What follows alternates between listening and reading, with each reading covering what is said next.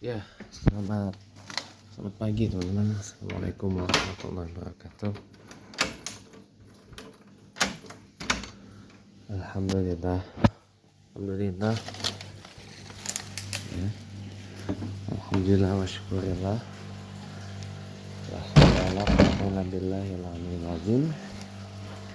Alhamdulillah saudara, pagi ini bertemu kita dalam acara siaran rohani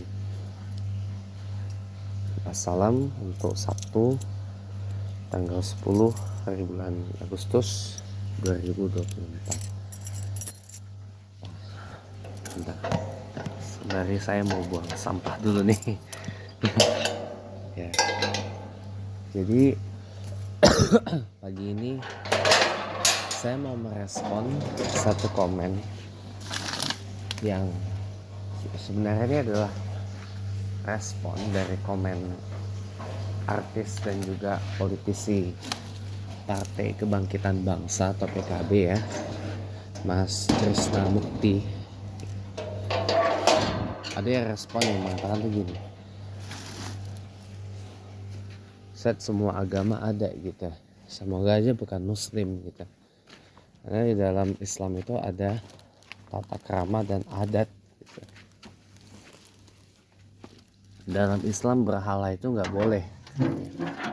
Jadi gini tentang berhala ya.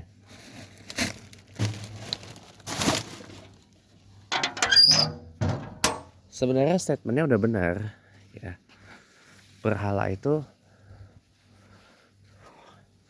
memang nggak ada dan nggak diperbolehkan dalam Islam, cuman kurang lengkap. Kalau berhala atau patung ya, sekedar untuk dikoleksi, sekedar dianggap itu sebagai benda seni ya, sekedar untuk pajangan gitu ya, tapi bukan patung yang menyerupai Tuhan gitu ya, atau patung yang dicocok-cocok logikan sebagai wujud dari Tuhan gitu ya. Ya itu tidak mengapa sebenarnya. Itu tidak apa sebenarnya. Tapi kalau berhala itu berujung dituhankan atau disembah, atau kita yang memberhalakan diri kita untuk disembah oleh orang lain, nah itu yang nggak boleh gitu loh. Kalau misalkan nih kita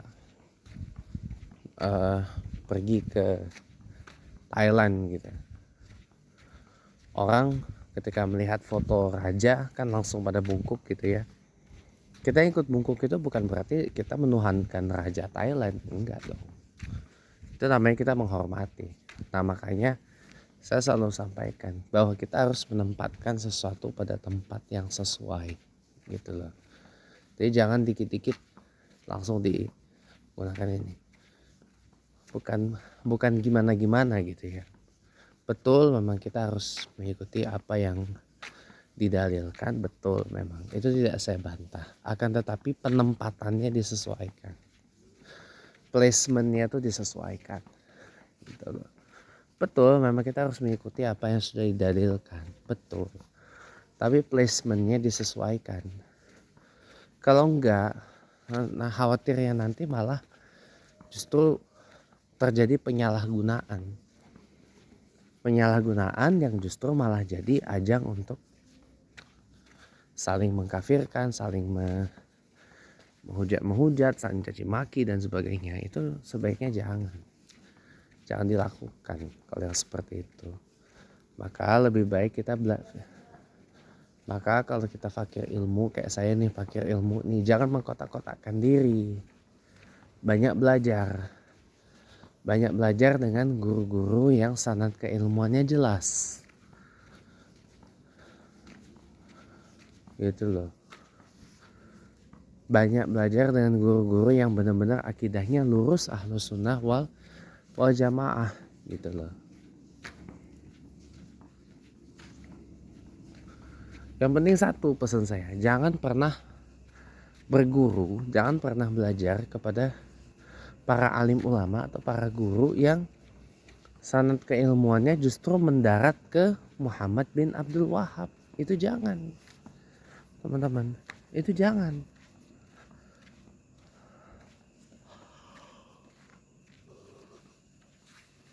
Malah bahaya nanti kalau kayak gitu, malah bahaya kalau seperti itu.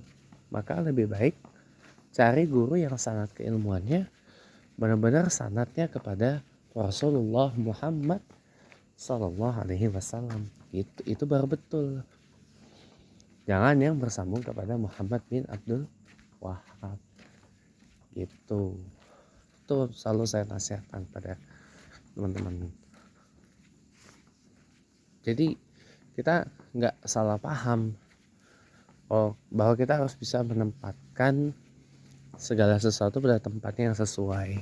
Contoh kayak tadi ini atau yang kayak kita bahas ya, berhala atau patung lah katakan ya, selama kita masih anggap itu sebagai sebuah benda seni, benda artistik, ya kita tidak menuhankan, kita tidak menyembah berhala, ya itu nggak apa-apa gitu loh. Yang tidak boleh, yang tidak ada dalam Islam itu penyembahan dan penuhanan terhadap berhala. Kalau dalam konteks yang lain ya yang tadi saya bilang, yang nggak boleh lagi itu adalah kita memberhalakan diri kita sendiri untuk disembah, untuk dituhankan. Nah, itu nggak boleh. Kalau kita kiaskan lagi ya, berhala itu bisa juga diartikan yang lain. Contoh harta, jabatan, kekuasaan, status sosial yang seringkali menjadi asbab atau menjadi faktor yang mendorong nafsu kita pengen dituhankan, nafsu kita pengen disembah tuh ada gitu loh. Itu kalau kita gunakan kata berhala itu sebagai kata kias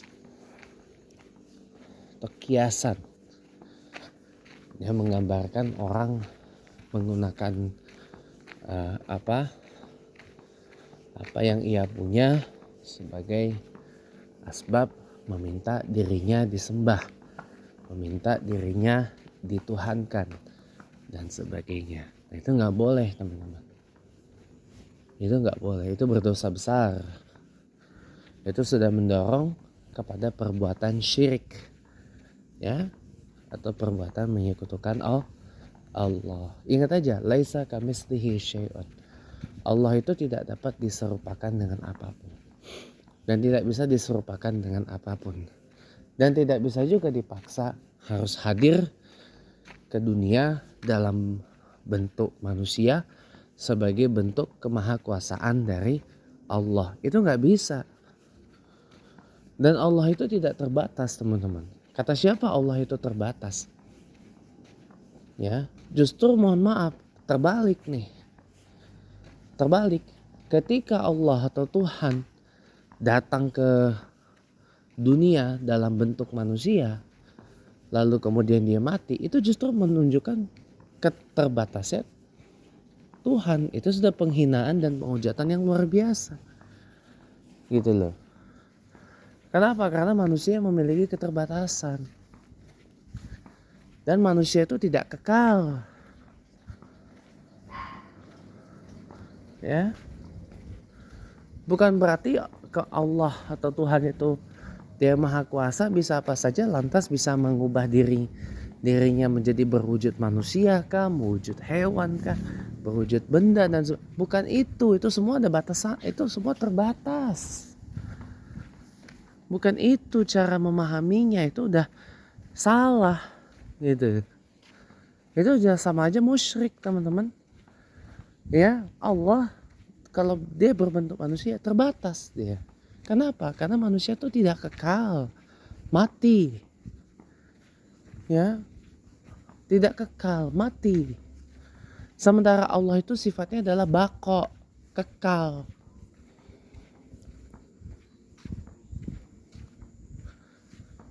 Allah tuh punya sifat Al-Qayyum. Dia abadi, dia kekal, nggak mati-mati. Jadi salah kalau mengatakan Allah itu terbatas atau gimana hanya gara-gara kita nggak bisa melihat wujudnya secara fisik. Bukan itu caranya, itu salah. Itu sama saja penghujatan luar biasa kepada Allah Subhanahu wa ta'ala. Tapi yang begini-gini nih dibiarkan oleh pemerintah dengan alasan kebebasan berbicara, dengan alasan kebebasan beragama. Padahal ini sudah masuk dalam praktek proselitisasi, pemaksaan orang untuk memasuki agama yang bukan Islam atau murtad. Ini nggak boleh. Kemarin kita udah bahas tentang ajaran pagan Jokowisme yang telah memurtadkan jutaan umat Islam Indonesia. Itu kan praktek proselitisme yang terang-terangan gitu loh. Ini nggak boleh. Allah itu tidak dapat diserupakan dengan apapun. Adapun kedua tangan kanan yang dikalamkan Allah itu kias. Kias untuk menunjukkan kekuasaan Allah atas langit dan bumi. Gitu loh. Bukan berarti Allah tuh punya dua-dua tangan kanan. Enggak. Itu kekuasaan. Makanya kadang-kadang orang ini tuh suka mengada-ngada gitu loh. Suka karena kebenciannya kepada ajaran agama Allah yang sudah sangat perfecto ini, ya, sudah sangat jelas semuanya ini, ya, jadi seakan-akan memaksa orang mengikut agama Allah ini untuk mengikut ajaran mereka yang tidak jelas semuanya itu. Hampir semuanya tidak jelas. Dan ini nggak boleh dibiarkan, teman-teman. Ini nggak boleh dibiarkan. Ini kan sama saja mengajak kita untuk menyembah berhala. Ya, nggak boleh.